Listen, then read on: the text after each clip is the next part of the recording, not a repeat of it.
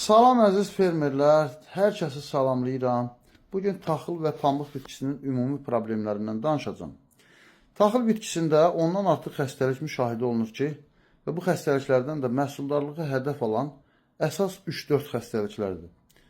Hansı ki, pas xəstəlikləri, unlu şeyx, qara sümbül, yəni sürmə və s. xəstəliklər daha çox yayılır. Bütün bu xəstəliklər üçün ayrı-ayrı yanaşma aparılsa, azoxstropin, penkanazol, tebukonazol və s. və ilaxır kimi çox saylı fungisitlər istifadə olunmalıdır. Bizim təklifimiz isə Lime sülfürdür ki, bütün saydığım xəstəliklərdə birbaşa və kompleks preparatdır.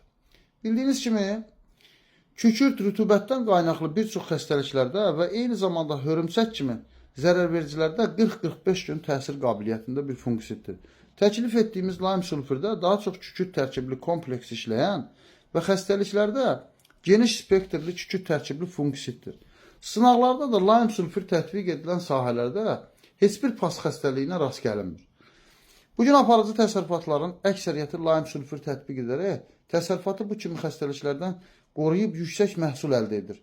Ən əsas da məhsuldarlığı hədəf alan pas xəstəliklərindən. Herbisitlə birgə tətbiqi mümkün olduğundan əlavə texnika salmağa da ehtiyac qalmır.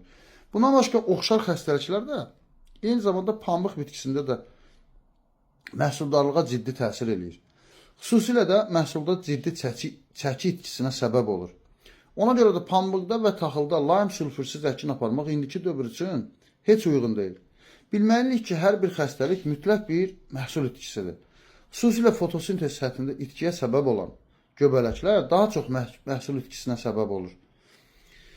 Bunlarla bərabər məhsul itkisinə səbəb olan digər faktorlardan biri də çiçək tutumu, mayalanma, tozlanma uyğunsuzluğudur. Xüsusilə ötən il taxılda içi boş sümbüllər ciddi məhsul itkisinə səbəb oldu.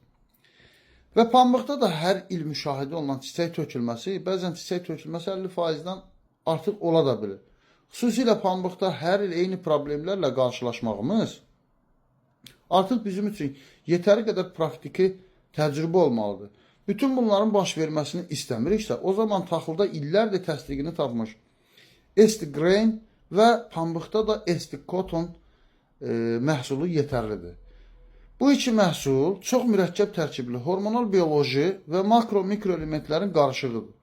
Taxıla fevral-mart aylarında tətbiq edilə bilər və tətbiq edilməklə sümbüldə maksimum sayda dən əldə etmək imkanı əldə edirsiniz. Həm də anormal iqlim şəraitlərində də bayaq izah elədiyim kimi mayalanmayan içi boş sümbül problemini də sıfıra endirir.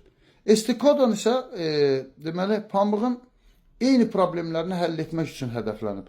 Esti-Cotton tətbiq etməklə çiçək tökülməsini önləyirsiniz və daha çox qoza tutumu əldə edirsiniz.